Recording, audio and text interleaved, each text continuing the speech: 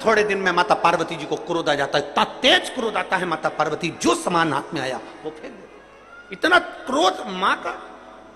माना जगत जननी हो, मां दुर्गा हो, भवानी हो, अष्टभुजा धात्री हो, पर मां जब एक बड़ी हो जाओ तब क्रोध करो तो चल जा, पर छोटी सी अवस्था में क्रोध आ, एक चिंता का विषय पड़ गया। हिमालय राज की रातों की नींद उड़ गई, मां मैनावती की रातों की नींद उड़ गई। हमारी बेटी पार्वती को हुआ क्या है, थोड़े दिन अच्छी रहती है, 2-4 दिन अच्छी रहती है, 2-4 दिन में क्रोध कर जाती है, इतना क्रोध करती है कि वस्तु फेंक देती है। इतना क्रोध मां पार्वती का। बड़ा चिंता का विषय पड़ गया, बड़ा। आज हिमालय राज का मन बड़ा दुखी था, और हिमालय राज जी मन दुखी था तो हिमालय राज आज अपने नगर से बाहर निकल गए। बाहर निकले, थोड़ा सा मन को थोड़ा सा संभालने के लिए बाहर निकले, मन को संभाल। बड़े दुखी थे हिमालय राज, आज बड़े दुखी चल दिए, मन दुखी था। कई बार बच्चों का चिड़चिड़पन देखकर, कई बार बच्चों की हालत देखकर, बच्चों का क्रोध देखकर माँ की तो आदत हो जाती है। माँ तो रोज घर में रहती है, 24 घंटे रहती है, तो माता को तो मालूम है कि बच्चे की स्थिति क्या है, बच्चा क्या कर रहा है, बच्चे की स्थिति क्या है, बच्चा क्यों चिड़चिड़ कर रहा है, माँ को मालूम है। पर पिता ऑफिस जाने वाला, पिता नौकरी करने वाला, पिता दुकान पर रहने वाला, संडे के दिन घर पर रहा, मंडे के दिन घर पर रहा, छुट्टी वाले दिन घर पर रहा, जिस दिन वो घर पर रहता है और बच्चों की ऐसी हालत देखता है, चिड़चिड़पन देखता है, गुस्सा देखता है, क्रोध देखता है, तो पिता को क्रोध आ जाता है। पिता का मन दुखता है, पिता का हृदय दुखता है, पिता का दिल रोता है कि मेरे घर में मेरी पत्नी अच्छी है, हमारे संस्कार अच्छे हैं, मेरे माता पिता अच्छे हैं, मेरे भाई बंधु अच्छे हैं, फिर ये बच्चों में ये गुण कहां से आ रहा है, स्कूल अच्छा है, टीचर अच्छे हैं, फिर बच्चों में ये चिड़चिड़पन कहां से आ रहा है, ये गुस्सा कहां से, ये कहां से आया। आज हिमालय राज के नैनों में जल भर गया। मेरी बेटी पार्वती, और मेरी बेटी पार्वती जी की ये दशा, मेरी बेटी पार्वती की ये दशा। नैनों में जल भर गया, हिमालय राज बाहर निकल गए। आज भवन से बाहर निकले हिमालय,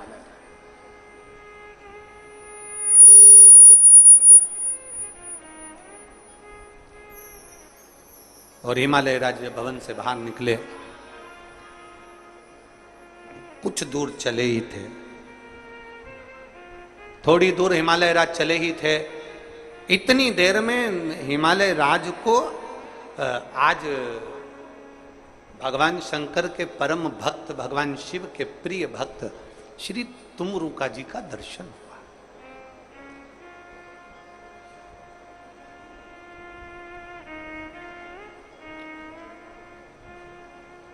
ये बड़ी सुंदर कथा है, जरा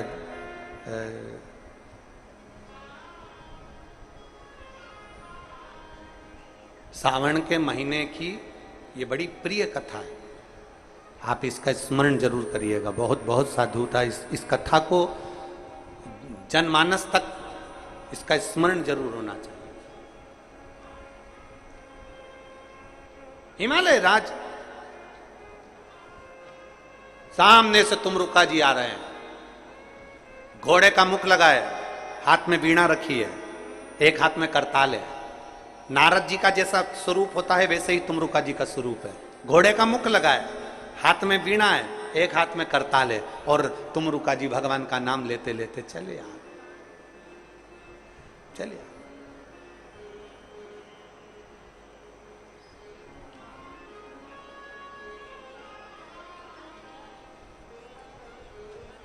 हिमालय राज ने जो तुमरुका जी को देखा,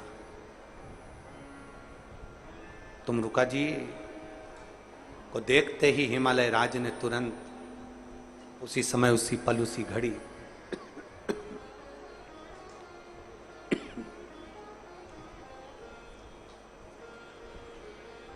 तुमरुका जी को देखते ही हिमालय राज ने उसी पल, उसी घड़ी प्रणाम किया।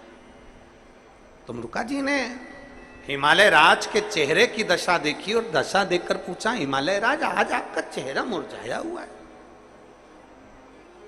बहुत सुंदर बात कही है हिमालय राज ने, दुनिया के किसी व्यक्ति में ताकत नहीं है आपको झुका दे।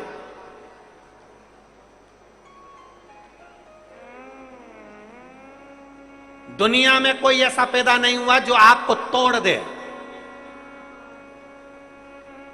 दुनिया में ऐसा कोई पैदा नहीं हुआ जो आपको झुका दे, आपको तोड़ दे। व्यक्ति झुकता है और टूटता है तो अपने घर से टूटता है, नहीं तो दुनिया में किसी की सामर्थ्यता नहीं। कोई कितनी भी गाली दे कोई नहीं झुक सकता, कोई कितने भी तानी दे कोई नहीं झुक सकता। सबसे ज्यादा व्यक्ति टूटता है तो अपने घर से टूटता है, सबसे ज्यादा झुकता है तो अपने घर से झुकता है। दिन भर घर के लोग बैठकर अगर टॉर्चर करेंगे, दिन भर घर के लोग बोले जाएंगे बोले जाएंगे बोले जाएंगे, उसने ऐसा कर दिया, उसने वैसा कर दिया, उसने ऐसा कर दिया, उसने वैसा कर दिया, तो घर में रहने वाला व्यक्ति सबसे ज्यादा टूटता है। बच्चे ऐसा, बच्चे वैसा, पत्नी ऐसी, परिवार ऐसा, कहीं पत्नी टॉर्चर कर रही, कहीं बच्चे टॉर्चर कर रहे, कहीं भाई टॉर्चर कर रहा, कहीं बहन टॉर्चर करे, कहीं माता पिता टॉर्चर करें, कहीं बंधु भाई टॉर्चर करे, कहीं रिश्तेदार टॉर्चर करें, तब व्यक्ति टूटता है। दूसरे में दम नहीं कि तुमको तोड़ दे, दूसरे की सामर्थ्यता नहीं कि तुम्हें झुका दे। घर के लोग जब बार बार करते हैं तो फिर झुकना पड़ता है। किसी के भीतर वो सामर्थ्यता नहीं है। हिमालय राज जैसे शिखर को, हिमालय राज जैसे पर्वत को, हिमालय राज जैसे राजा को, जो हिमालय का भी राजा है पर्वतों का भी राजा है, उसको कोई दूसरा नहीं तोड़ पाया। घर के बच्चों की दशा देखकर, बार बार स्मरण देखकर टूट गया। एक बाप दुनिया में शेर है, एक पिता सारी दुनिया में राज्य करना जानता है, भले एक पान की दुकान चलाता हो, भले पानी का काम करता हो, चाहे एक साइकिल पर कपड़ा सामान बेचता हो, पर उसमें वो बल है कि वो दुनिया से लड़ सकता है। पर जब वो घर में आता है ना, और घर में पत्नी बच्चे और परिवार मुंह फुला कर रहते हैं, उनके चेहरे की दशा अच्छी नहीं रहती ना, वो दुनिया से जीत सकता है पर घर में आके हार जाता है। एक व्यक्ति घर में आकर हार जाता है। और मेरा निवेदन है घर के बच्चों को, मेरा निवेदन है घर की पत्नी को, घर में रहने वाली मेरी माताओं को, मेरी बेटियों को, मेरी जीजियों को, मेरा निवेदन है मेरे घर के बेटा बेटियों को, तुम्हारा बाप, तुम्हारा पिता जब दिन भर थक कर काम कर कर जब अपने घर में आए ना, तुम्हारा चेहरा मुसद्दी लाल जैसा मत करो, तुम्हारा चेहरा प्रसन्न होना चाहिए, तुम्हारे चेहरे पर खुशी होना चाहिए, तुम्हारे चेहरे पर खुशी होना चाहिए, प्रसन्नता होना चाहिए, तुम्हारा चेहरा मुरझाया हुआ नहीं होना चाहिए। बेटी की दशा देखी बाप रो देता है, बेटे की दशा देखी बाप रो देता है, पत्नी का दशा देखी बाप रो देता है, घर के लोगों की दशा देखी बाप रो देता है, उसके चेहरे की प्रसन्नता चली जाती है।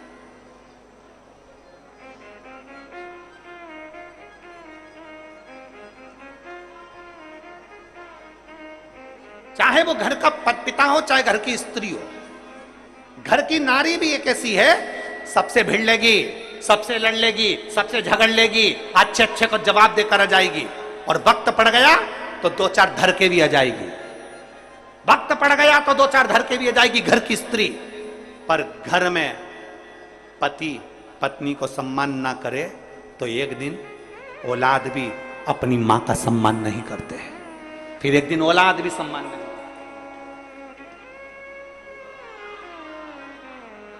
हिमालय राज की आंख में जल भरा।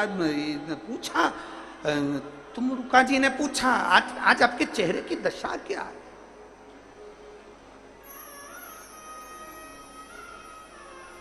आज आपके चेहरे की ये दशा क्यों है?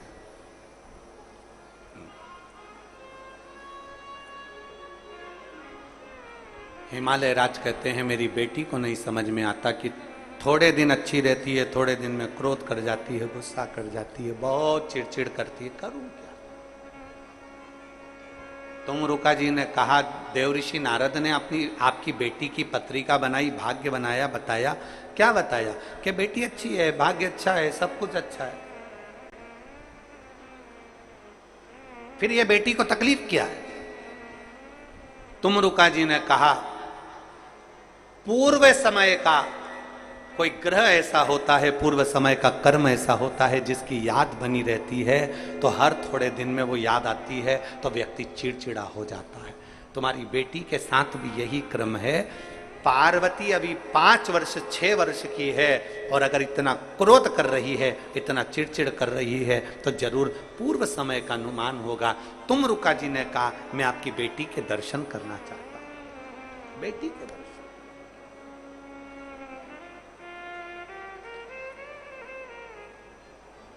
चले। श्री शिवा नमस्तुभ्यं,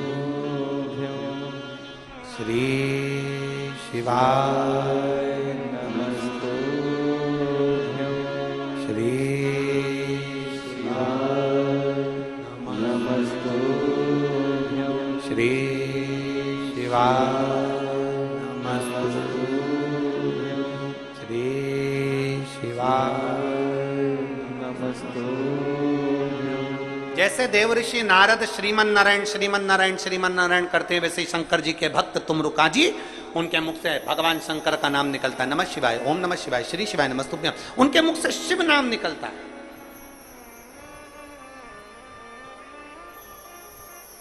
जिसके मुख से शिव नाम निकलता है उसको, जिसके हाथ से शंकर जी को एक लोटा जल चढ़ता है, उसको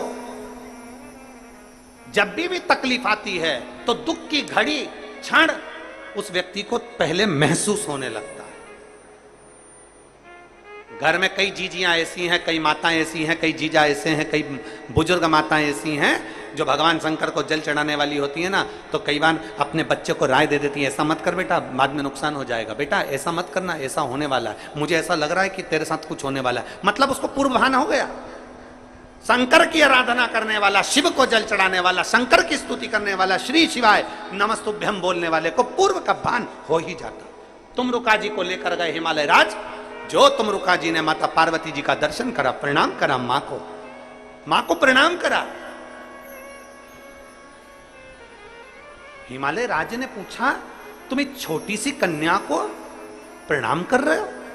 तुमरुका जी कह रहे हैं ये छोटी सी कन्या नहीं, इस कन्या का जो पूर्व का जन्म है वो मां सती का है। अपने पिता की यज्ञ की अग्नि में कूद कर भस्म हो गई थी, ये वो सती मां है।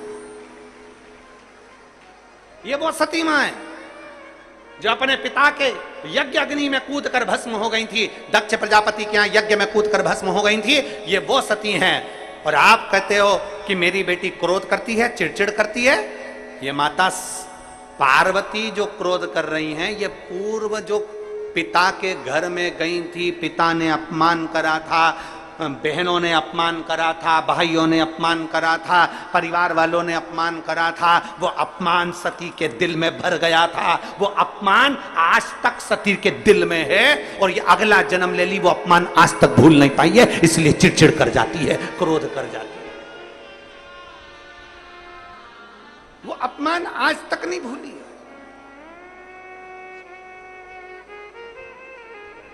कई लोग कहते हैं गुरुजी हमारे घर के संस्कार अच्छे हैं, परिवार अच्छा है, माता पिता अच्छे हैं, दादा दादी अच्छे हैं, रिश्तेदार अच्छे हैं, एजुकेशन अच्छी है, स्कूल अच्छा है, ट्यूशन अच्छी है, फिर बच्चे इतने चिड़चिड़ क्यों करते हैं? ये आज का नहीं, पूर्व का है।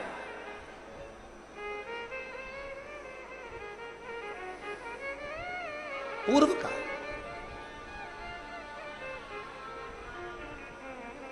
फिर मेरी बेटी को मैं,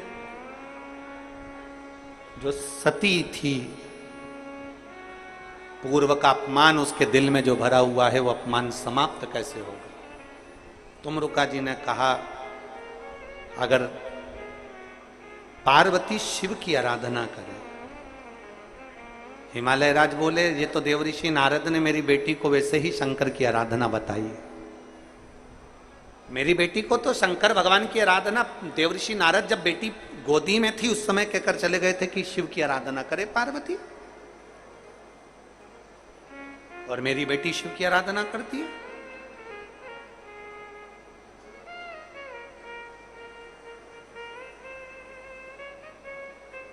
अगर तुम्हारी बेटी शिव की आराधना करे और आराधना करते करते करते करते करते करते श्रावण का महीना आ जाए और श्रावण के महीने में अगर मान लो भूल से भी शिवरात्रि पड़ जाए, भूलवश भी शिवरात्रि पड़ जाए, और यदि प्रथम पहर के पूजन में पार्वती अगर एक शिव की आराधना करते करते भगवान शंकर के नाम को पुकारती हुई शिव की पूजन कर ले, शिव की पूजन आराधना कर ले। भूलवश भी श्रावण के महीने की शिवरात्रि पर भूलवश भी अगर पूजन कर ले तो फिर वो पार्वती जो पूर्व का उसका अंदर जो सती के समय का अपमान भरा हुआ था वो सब भूलवश भूल जाएगी और पार्वती शंकर की आराधना में इतनी डूब जाएगी कि शिव उसको दर्शन देने के लिए आ ही।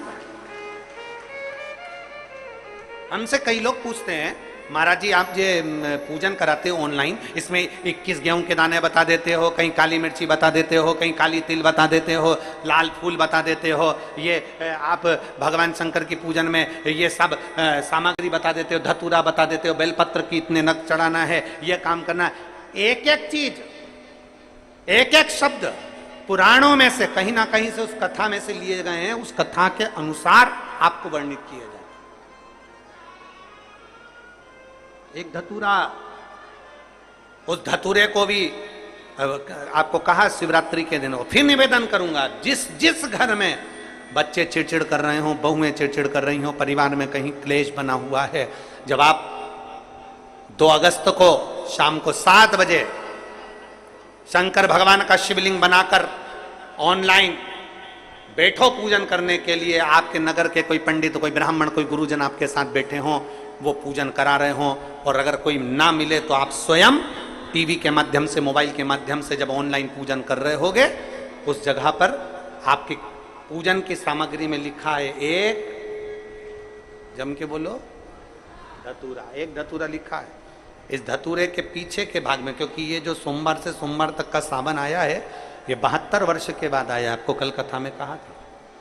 इसके पीछे के भाग में यदि पीला चंदन लगाकर, अग्रभाग में लाल चंदन लगाकर आप जिस समय पर पूजन करेंगे और धतूरा चढ़ाने का समय आए, उस समय पर जब आप समर्पित करेंगे तो ये भाव से समर्पित करें कि हमारे घर में जो क्लेश है वो समाप्त करें भोलेनाथ, और श्री शिवाय नमस्तुभ्यम बोलकर वो धतूरा भगवान देवादिदेव महादेव को समर्पित करिए। उसका फल फिर हमें बताना कि उसका फायदा मिला कि नहीं मिला। एक धतूरा, एक बेलपत्र का भी फल, एक लोटे जल का भी फल, ये जो सोमवार से सोमवार तक का जो सावन है, इसका एक बूंद जल का भी महत्व शिव महापुराण की कथा करते।